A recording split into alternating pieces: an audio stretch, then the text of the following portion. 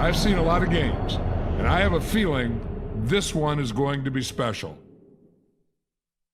Week 7 of the greatest team season begins in Cleveland. Browns are on a 2-game slide and will fall behind early against the Packers as Favre throws his lone touchdown of the game, this one to Edgar Bennett. Down by 2 scores, the game's basically over before Kosar goes over the top, 77 yards to Biner, and then the defense delivers a stop. It's a 1-score game. Cleveland has one last-ditch effort here on a 3rd and 18, so Kosar's going for it all, and Slaughter makes the grab at the Green Bay 5-yard line. A big play to set him up just a few yards away from a touchdown and a 2-pointer to tie it. 2nd and goal, final play of the game, and Kemp is stopped to the 3-yard line. A perplexing pass short of the end zone. 85 Bears and the 88 Bengals. Chicago established itself as one of the best teams in the league with this performance today. Reitman catches the touchdown from Jim McMahon, and then the defense takes over in the second half from Cincinnati. A pick six here was Wilbur Marshall with the interference on the offense, and here comes Mike Singletary with his first pick to seal the deal for the Bears. Chicago plays the hapless 1-6 Browns next week after a huge road win. Quarterback battle from Houston between Joe Montana and Matt Schaub. That was the case in Week 7. The 2 signal callers threw for 5 touchdown passes. First of the day from Schaub to tight end Owen Daniels. Montana comes right back late in the half with this one to Mike Wilson. Into the second half now, Craig from short puts him up 2 scores, but then Andre Johnson happened for the Texans. 46-yard catch and run from Johnson for the score, and we'd hear of him again. The special team strikes first for San Francisco in the 4th quarter. Fumble recovery from Turner for a score off a Jackson hit. And then Johnson strikes again. 71 more yards. He'd go for over 200 for the day. We're at a 1-score ball game from Houston. 3rd and inches, this run for the win. Flagler stopped short of the first down. So Kofor checks in for a field goal, which would still win the game for him. The kick is long enough and high enough, but it is no good. Kofor is just 6 for 9 on kicks this year. Schaub goes back yet again to Andre Johnson. Back to the well, good for 37. So the Texans are in the red zone now after a spectacular leaping catch from Andre Johnson. 4th and 16 off of a hold. Schaub throws to Kevin Walter, who needs the 3-yard line to keep the drive alive, but he's stopped at the 4 and the game is over. A spectacular performance from Houston's Andre Johnson, but it's in a Texan loss. The Niners have won 4 in a row. Winner of this game claims first place in the airtight AFC West. The 2 quarterbacks shined in Arrowhead, Phillip Rivers and Patrick Mahomes. Early on, LaDainian Tomlinson was pretty good too with a couple first-quarter touchdown runs. Then Rivers finds Gates to put him up 2 scores late in the half, and another touchdown pass, this one out of the backfield to Lorenzo Neal. And the defense got it going too. That's Cletus Gordon with the interception.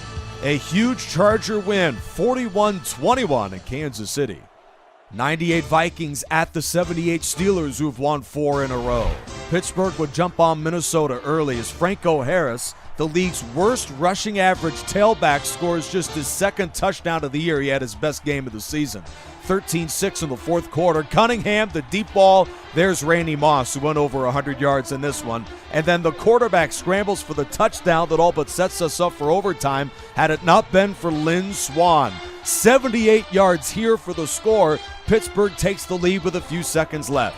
4th and 10, they've got to convert this, and Cunningham does to Matthew Hatchett. Good for 22. The next play is another long ball. There's Chris Carter for another 27. Vikings down to 1 timeout. Cunningham, another big pass in the midst of a sensational drive after the 18-yarder to Reed. This one's incomplete, and they get a mulligan with 1 second left. 4th and goal. This for the game. Cunningham to the end zone, and the touchdown machine late in ball games. Andrew Glover forces overtime again, and after consecutive punts on the Vikings' 2nd drive of overtime, Cunningham goes deep.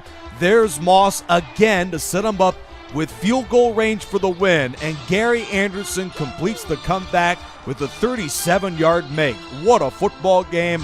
Cunningham was terrific and was the offensive player of the week for Week 7. What a game for Cunningham. I hope you enjoyed our complete DSFL 7 radio broadcast between the Patriots and the Buccaneers, Brady versus Brady. Tampa's Tom Brady threw 3 interceptions, including a pick 6 to Ellis Hobbs. and a New England road win, 24-7. Two of the greatest quarterbacks meet from the Dome in St. Louis for Week 7, and Kurt Warner would begin the festivities for the Rams with a 28-yard touchdown pass to Oz Hakeem. But a minute later, Harrison with a big catch and run. He's gone from 85, and the Colts reclaimed the lead late in the first half. Into the fourth quarter, Rhodes scores his first rushing touchdown of the season. Colts in a back-and-forth game are up late, 24-20. Williams grabs his first pass of the game, part of a big drive for Warner and the Rams. Second and goal, the quarterback keeps it himself. Rams back in front. Manning has delivered a lot of fourth quarter comebacks, but not on this day.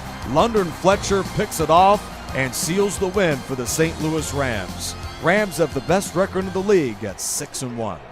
1990 Bills and the 2015 Panthers. Carolina Pro Bowler Jonathan Stewart would run this team into the lead late in the first half with this 34-yard run.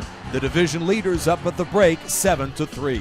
Tied at 10 of the third quarter, and Kelly tosses his second touchdown of the ball game to Keith McKellar. And for the man who had the fewest picks in the league, on this day he'd be intercepted 3 times and twice by Kirby Jackson in a Buffalo win, 17-10. The 1976 Oakland Raiders are right back in it now. They've won 3 straight, and today against the Jets, Ken Stabler has his greatest game of the year. He had thrown only 1 touchdown in each of the first 6 games. He finds Bolitnikoff 3 times and throws 4 total touchdowns in a win against the Jets. Final score from Oakland, 28-21. 2 great quarterbacks met from South Florida. Winner improves the 5-1 09 Saints and 72 Dolphins. Greasy gets the party started with a 33-yard touchdown on 3rd and 14 to Briscoe. Henderson's in the end zone before Howard Twilley gets his turn on the pass from Greasy. Dolphins take the lead here in the second half on New Orleans and seal the victory. This pick 6 from Curtis Johnson from 42. The Dolphins play the only team that beat him this year in the 2-5 Jets next week. Let's check out the AFC East standings. The Miami leads, but the Patriots are nipping on their heels at 5-2. This was a good football game between the 98 Falcons and the 92 Cowboys, but it didn't look like that early. Aikman and Irvin were on their A game in the first half, and with this Larry Brown interception, the Cowboys all but sealed it up 21-3 with 6 minutes to go. But Atlanta came storming back, led by Pro Bowler Chris Chandler, as he threw a couple of second-half touchdown passes to make it a game. Atlanta's been the king of the second half this season, and after a Smith stop here, the Falcons have a chance down 5. 4th and 3, here's Kinship for the first down, but holding penalty and sacks hampered the Falcons on this drive. And here's another sack from Tony Tolbert on 3rd and 26. 4th down for the game off a no-huddle. Here's Chris Chandler, and he'd throw the ball short of the first down. Dallas improves to 500 with this gut-wrenching win. The 1986 New York Football Giants are back into the NFC East conversation with this win on Sunday night against Kurt Warner and the Cardinals. While Arizona's quarterback threw for over 250 yards, Sims capitalized with a couple of touchdown passes, one to Stacy Robinson and the other to Lee Rusin. Giants win the game by a touchdown. This game, as advertised, between the 17 Eagles and the 91 Redskins. Running back Ernest Biner has had a solid start to the season, but saved his best for Monday night against Philly. First carry of the game, and it was a beauty. Biner to the outside, slips through the entire defense, 74-yard sprint down the sideline. This run capped off a play later by a 6-yard score from Irvins. 14-6, and now Darrell Green gets involved with a pick 6 for Washington. 21-6 Redskins, but the Eagles fight back with 2 second-half touchdown connections from Carson Wentz to Nelson Aguilar. Eagles in front off a 2-pointer, 24-21, but Biner strikes again. This run good for 24. Washington caps it off a minute later with a 1-yard score from Brian Mitchell. So it's now time for Carson Wentz and the Eagles to respond. Second play of the drive, he's picked off by Alvin Walton, and that is your ball game. Redskins tack on another score and win it 35-24. And now as we look at this incredible division, Dallas leads in a nail-biter at 3-3.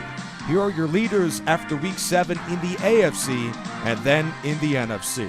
Charge Dude 95 in a few days has NFL Red Zone, every single touchdown from every single game. Week 8 highlights coming up next Sunday too. It should be an incredible week of football with Charger Dude 95.